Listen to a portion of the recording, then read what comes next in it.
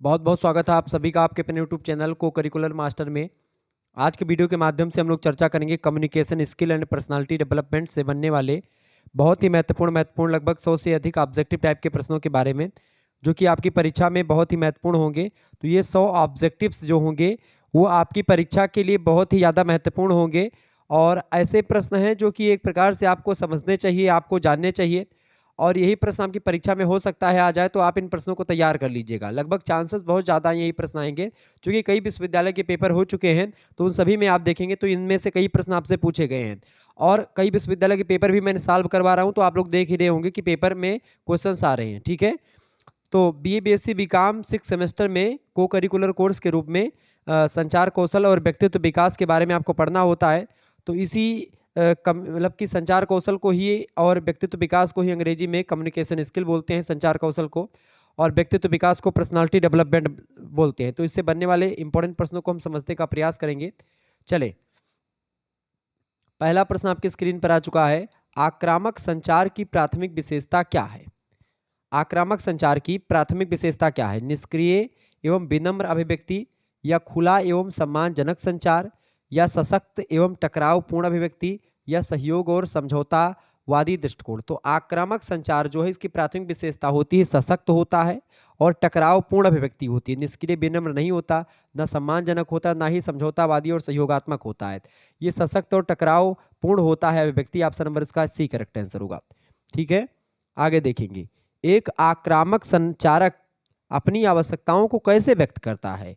एक आक्रामक संचारक जो होता है वो अशाब्दिक संकेतों तथा इशारों पर भरोसा करके अपनी आवश्यकताओं को व्यक्त करता है। वो बोलना कम पसंद करता है। तो इसका बी ऑप्शन करेक्ट आंसर होगा। अगला प्रश्न, निष्क्रिय संचार शैली में असहमति व्यक्त करते समय किस पर जोर दिया जाता है? दूसरों का सम्मान करते हुए खुलकर असहमति व्यक्त करना, निष्क्रिय संचार में नहीं। दूसरों की आलोचना करना और उसकी राय के लिए उन्हें दोषी ठहराना, ये भी नहीं, ये भी गलत है। सद्भाव बनाए रखने के लिए असहमति से बचना, बिल्कुल। निष्क्रिय संचार शैली में असहमति व्यक्त करते समय किस बात पर जोर दिया जाता है? सद्भाव बनाए रखने के लिए असहमति से बचना। ऑप्शन नंबर इसका सी करेक्ट आंसर होगा। आगे देखेंगे, अगला प्रश्न है, एक निष्क्रिय संचारक अपनी आवश्यकताओं को कैसे व्यक्त करता है? एक निष्क्रिय संचारक जो होता है अपनी आवश्यकताओं को व्यक्तिगत आवश्यकताओं के किसी भी उल्लेख से बच करके करता है। ऑप्शन नंबर इसका सी करेक्ट आंसर होगा। कौन सी संचार शैली अत्यधिक आत्मसम्मान से उत्पन्न होती है? बताएं। चालाकीपूर्ण, निष्क्रिय, निश्चयात्मक या आक्रामक? तो कौन सी संचार शैली अत्यधिक आत्मसम्मान से उत्पन्न होती है? तो निश्चयात्मक जो एक प्रकार से संचार शैली होती है ये आत्मसम्मान से उत्पन्न होती है और अत्यधिक आत्मसम्मान से। सी ऑप्शन करेक्ट आंसर होगा। अगला प्रश्न, जीतना किस प्रकार का संचार है? जीतना किस प्रकार का संचार है भैया? चालाकीपूर्ण, निष्क्रिय, निश्चयात्मक या आक्रामक? तो जीतना जो होता है ये आक्रामक प्रकार का संस्कार होता है, आक्रामक शैली का संचार है जीतना। Option number D correct answer होगा। आगे देखेंगे, अगला प्रश्न है, कौन सी संचार शैली संघर्ष से बचने के बारे में है? संघर्ष से बचने के बारे में कौन सी इसमें से शैली है?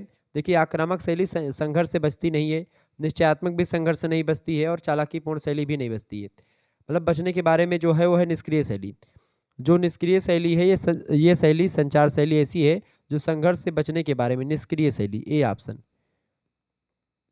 अगला प्रश्न, आपको कोई कुछ बोल दे तो आप कोई रिएक्शन ही ना दो, तो निष्क्रिय शैली में आ जाती है। ठीक है, ये बात ध्यान रखेंगे।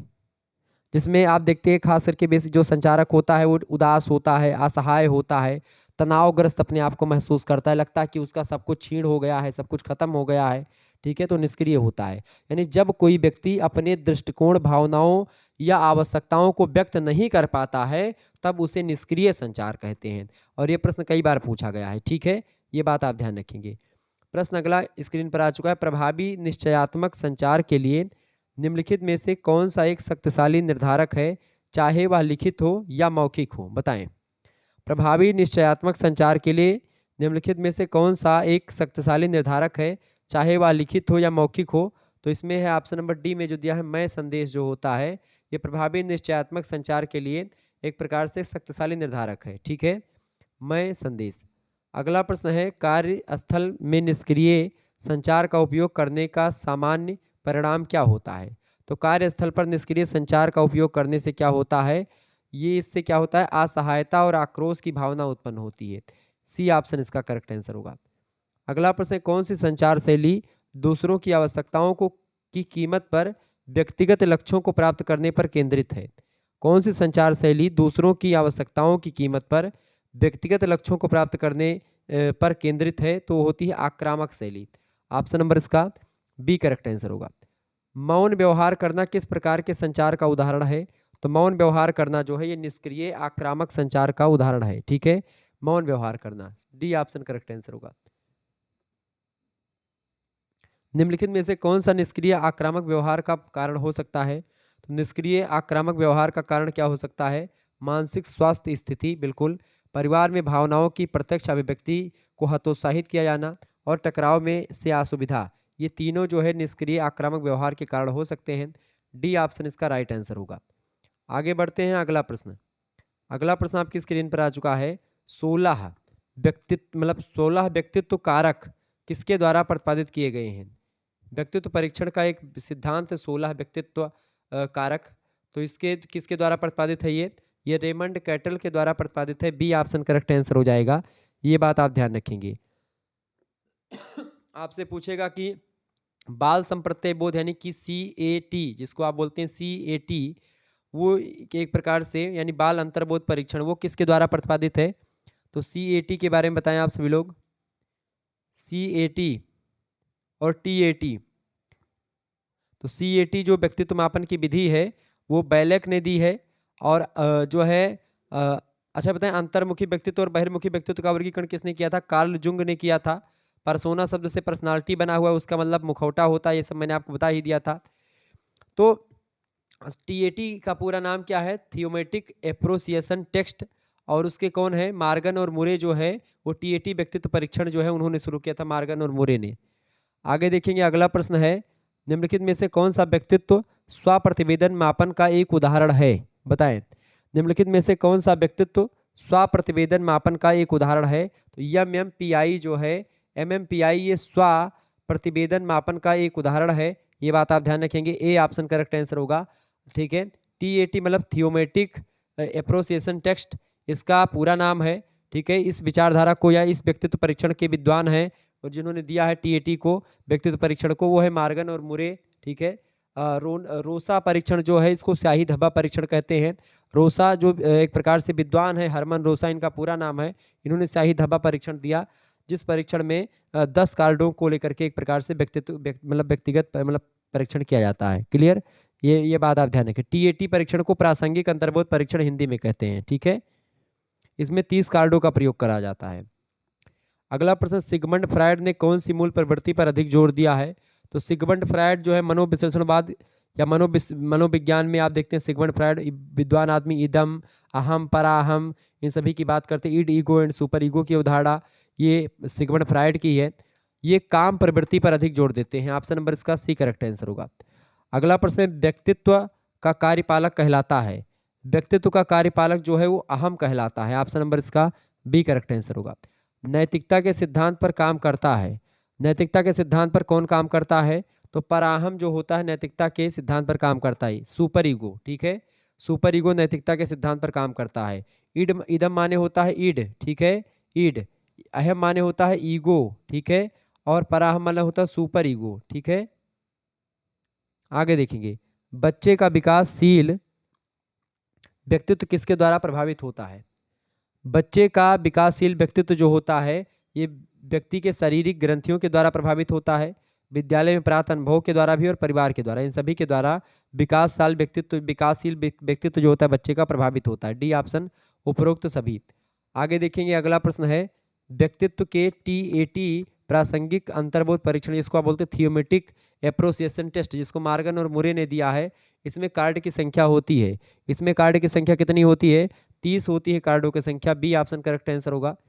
अगला प्रश्न, व्यक्तित्व मापन की किस विधि में समाज के व्यक्तियों से जानकारी लेकर के निष्कर्ष निकाला जाता है? तो समाज के व्यक्तियों के से जानकारी लेकर के किस विधि में व्यक्तित्व मापन की निष्कर्ष निकाला जाता है? तो उस विधि को बोलते हैं समाज मिति विधि। Option number C correct answer होगा। अगला प्रश्न, सिगमंड फ्रायड ने व्यक्तित्व के कितने अंग बताए हैं? तो सिगमंड फ्रायड ने व्यक्तित्व के 3 अंग बताए हैं। ऑप्शन नंबर इसका बी करेक्ट आंसर होगा। अगला प्रश्न, निम्नलिखित में से व्यक्तित्व पर किसका प्रभाव पड़ता है? तो व्यक्तित्व पर प्रभाव पड़ता है वंशानुक्रम का भी और वातावरण दोनों का प्रभाव पड़ता है।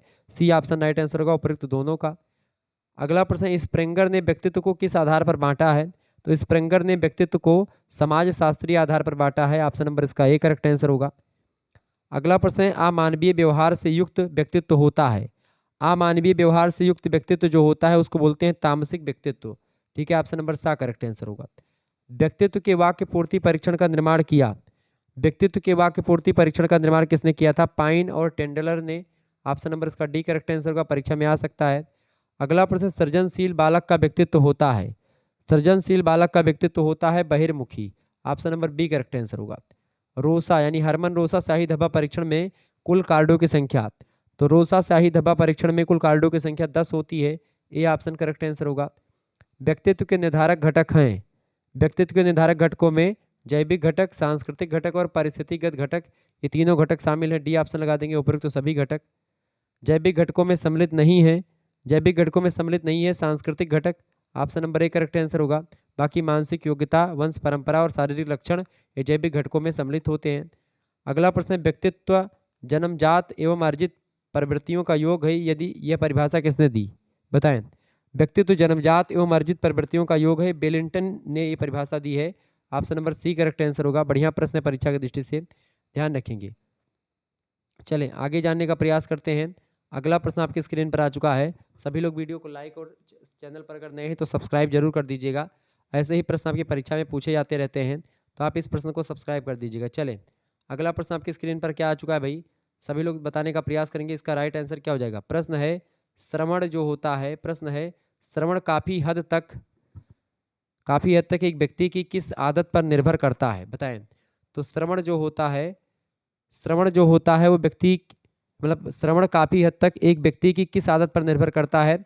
तो जानने की इच्छा पर निर्भर करता है। डी ऑप्शन करेक्ट आंसर हो जाएगा। यानी कितना वो सुनना चाहता है कोई व्यक्ति, वो उसके समझने की या उसके जानने की इच्छा, उसके जिज्ञासूपन पर निर्भर करता है। इनमें से कौन सा सुनने की प्रक्रिया का एक चरण नहीं है?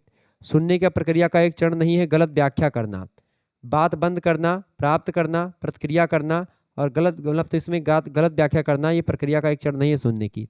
सा ऑप्शन करेक्ट आंसर होगा। अगला प्रश्न, इनमें से किसमें श्रोता स्वयं को वक्ता के स्थान पर रखता है? बताएं। इनमें से किसमें?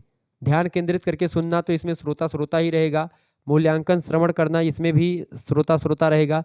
चयनात्मक श्रवण में भी ठीक ठाक रहेगा। सहानुभूतिपूर्वक सुनने में क्या होता है कि श्रोता स्वयं को वक्ता के स्थान पर रखता है। वो सहानुभूति का मतलब होता है कि वो उसके अनुभूति में घुल मिल करके जो बता रहा है वो एकदम से डूब गया है और जो बता रहा है उसी के रूप में वो सुन रहे हैं कि मैं ही बता रहा हूँ, ऐसा सहानुभूतिपूर्वक सुनना। अगला प्रश्न, इसके अतिरिक्त श्रवण के सभी घटक हैं। बताएं। इसके अतिरिक्त श्रवण के घटक कौन से हैं? तो प्रतिक्रिया करना के अतिरिक्त सुनना, उपस्थित रहना और सावधान रहना, समझना और याद करना, ये श्रवण के घटक हैं, जबकि प्रतिक्रिया करना ये श्रवण का घटक नहीं है। C option. आगे देखेंगे, संवाद श्रवण को इस रूप में भी जाना जाता है। संवाद श्रवण को सक्रिय श्रवण के रूप में जाना जाता है। ऑप्शन नंबर इसका डी करेक्ट आंसर होगा। अगला प्रश्न, श्रवण का प्रकार जिसमें हम ध्वनियों में अंतर समझना सीखते हैं। श्रवण का प्रकार जिसमें हम ध्वनियों में अंतर करना सीखते हैं, ध्वनियों में अंतर समझते हैं, वो भेदभावपूर्ण सुनना होता है। ए ऑप्शन करेक्ट आंसर हो जाएगा। अगला प्रश्न है, आलोचनात्मक निर्णयात्मक श्रवण के रूप में भी जाना जाता है किसको? तो मूल्यांकनात्मक श्रवण को आलोचनात्मक निर्णयात्मक श्रवण के नाम से भी जाना जाता है। अगला प्रश्न, निम्नलिखित में से कौन श्रवण में बाधा है? श्रवण में क्या बाधा है इनमें से बताएं। देखिए, सुस्ती, बाहरी विकर्षण और समय पूर्व मूल्यांकन, ये सब श्रवण में बाधा है, सुनने में बाधा। डी ऑप्शन उपयुक्त तो सभी। अगला प्रश्न, प्रभावी श्रवण का क्या महत्व है? प्रभावी श्रवण का महत्व होता है, बताएं। प्रभावी श्रवण का क्या महत्व है? देखें, सीखने में लाभदायक होता है, अनावश्यक सूचनाएं प्राप्त, मतलब आवश्यक सूचनाएं प्राप्त करना, और ये मतलब संदेश के वास्तविक अर्थ को प्राप्त करने में सहायक। ये तीनों करेक्ट आंसर हो जाएगा, उपयुक्त सभी। प्रभावी श्रवण के ये सभी महत्व हैं। अगला प्रश्न, प्रभावी श्रवण की प्रक्रिया है। प्रभावी श्रवण की प्रक्रिया देखें, बोध, निर्वचन और स्मरण, ये सब प्रभावी श्रवण की प्रक्रियाएं हैं। डी ऑप्शन राइट आंसर होगा, उपयुक्त सभी। नेक्स्ट क्वेश्चन है, श्रवण का प्रकार है। श्रवण का प्रकार है, देखें, विषयगत श्रवण, मिथ्या श्रवण, समीक्षात्मक श्रवण, ये सब श्रवण के प्रकार हैं। डी ऑप्शन राइट आंसर होगा। उपरोक्त सभी श्रवण के प्रकार हैं। आगे देखेंगे, अगला प्रश्न आपकी स्क्रीन पर आ चुका है, फटाफट से आप देखेंगे। बड़ा ही जबरदस्त प्रश्न है। सजग श्रवण की बाधा है। सजग श्रवण की क्या बाधा है? तो वैचारिक भिन्नता ही सजग श्रवण की बाधा है। सजग श्रवण जो है, वैचारिक भिन्नता सजग श्रवण की बाधा है। ऑप्शन नंबर इसका ए करेक्ट आंसर होगा। अगला प्रश्न, नीचे दो कथन दिए गए हैं, उन पर विचार करें। कथन एक दिया गया कि अधिकांश गैर शाब्दिक संप्रेषण जो होते हैं विभिन्न संस्कृतियों द्वारा संकेतों के स्वच्छंद प्रयोग पर आधारित हैं। बिल्कुल ये सही बात है, ठीक है, सही है। दूसरा कथन दिया, अधिकांश गैर शाब्दिक संप्रेषण जो होते हैं वो अनुसंकेत होते हैं और संभवतः सार्वभौमिक रूप से समझे जाते हैं। बिल्कुल ये दोनों कथन बिल्कुल राइट आंसर हैं। तो उपरोक्त कथनों के अवलोकन में नीचे दिए गए विकल्पों में से सही उत्तर का चयन कीजिए। तो कथन ए में दिया दोनों सही है, करेक्ट आंसर कथन एक और कथन दो दोनों सही हैं। इसका आपका ए ऑप्शन राइट आंसर होगा। ठीक है, आगे बढ़ते हैं और भी प्रश्नों को जानने का प्रयास करते हैं। एक बार सभी लोग वीडियो को लाइक कर दीजिएगा, चैनल पर नए हैं तो सब्सक्राइब जरूर कर दीजिएगा। ठीक है, फटाफट से वीडियो को लाइक और शेयर कर दीजिएगा।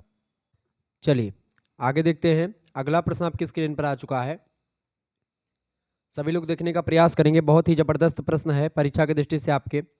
चले, प्रश्न आपकी स्क्रीन पर आ चुका भाई। पेशेवर वातावरण में निम्नलिखित में से कौन सा उचित सौंदर्य अभ्यास है? बताएं। पेशेवर वातावरण में निम्नलिखित में से कौन सा उचित सौंदर्य अभ्यास है? तेज परफ्यूम या कोलोन का अत्यधिक उपयोग करना क्या उचित सौंदर्य अभ्यास है ये पेशेवर वातावरण में? या फिर व्यक्तिगत स्वच्छता की अनदेखी करना? ये तो बिल्कुल भी नहीं है। बालों और नाखून की नियमित देखभाल करना? बिल्कुल राइट आंसर होगा सी ऑप्शन। पेशेवर वातावरण में बालों और नाखून की नियमित देखभाल करना ये उचित सौंदर्य का अभ्यास है। तेज परफ्यूम और कोलोन का अत्यधिक उपयोग ये नहीं होता है। सिकुड़े और दागदार कपड़े भी नहीं पहनना। ठीक है, तो यानी कि इसका जो है सी ऑप्शन करेक्ट आंसर होगा, बालों और नाखूनों की नियमित देखभाल करना। अगला प्रश्न, कई रूढ़वादी कार्यस्थलों में पुरुषों के चेहरे के बालों के लिए उपयुक्त लंबाई क्या है? बताएं। कई रूढ़िवादी कार्यस्थलों में पुरुषों के चेहरे के बालों की लंबाई जो है उसके लिए उपयुक्त लंबाई क्या है? तो बड़े करीने से सजाया एवं संवारा गया जो बाल होता है वो ज़्यादा एक प्रकार से माना जाता है। बी ऑप्शन इसका करेक्ट आंसर होगा। अगला प्रश्न, व्यावसायिक परिस्थितियों में नाखूनों को साफ एवं अच्छी तरह बनाए रखना क्यों महत्वपूर्ण होता है? इसलिए महत्वपूर्ण होता है क्योंकि रोगाणुओं और संभावित स्वास्थ्य समस्याओं से बचने के लिए बहुत जरूरी होता है। इसका बी ऑप्शन राइट आंसर होगा। अगला प्रश्न है, किसी पेशेवर प्रवेश के लिए तैयार होते समय, यानी कहीं पर अगर आपको नौकरी करने के लिए जाना है, नौकरी के लिए जाना है, तो उस समय तैयार होते समय कार्यस्थल ड्रेस कोड पर विचार क्यों करना चाहिए? तो ड्रेस कोड पर विचार इसलिए करना चाहिए, क्यों भाई, क्यों करना चाहिए? ड्रेस कोड सजने संवरने के विकल्पों को प्रभावित नहीं करता है, ये गलत बात है। ठीक है, मतलब ये इसके बारे में सही नहीं है। साज सज्जा एवं ड्रेस कोड असंबंधित है, गलत है। यह सुनिश्चित करने के लिए इसका प्रयोग किया जाता है कि संवारने के तरीके संपूर्ण पेशेवर उपस्थिति के अनुरूप हों। बिल्कुल राइट आंसर होगा सी ऑप्शन इसका। सी ऑप्शन करेक्ट आंसर होगा। अगला प्रश्न, किसी सहकर्मी को बेहतर प्रतिक्रिया देने का विनम्र तरीका क्या है? किसी सहकर्मी को बेहतर प्रतिक्रिया देने का जो विनम्र तरीका है वो ये है कि निजी तौर पर एवं सहायक तरीके से रचनात्मक प्रतिक्रिया दें। इसका सी ऑप्शन राइट आंसर होगा। अगला प्रश्न है, पेशेवर सेटिंग में मेकअप करते समय सुगंध का उपयोग किस प्रकार करना चाहिए? बताएं। पेशेवर सेटिंग में मेकअप करते समय सुगंध का उपयोग करना चाहिए कि सूक्ष्म सुगंध हो, ज़्यादा गमकने वाला सेंट ना हो कि जो है गमकौआ सेंट लगाए लो एकदम से, तो वो सेंट नहीं लगावे है।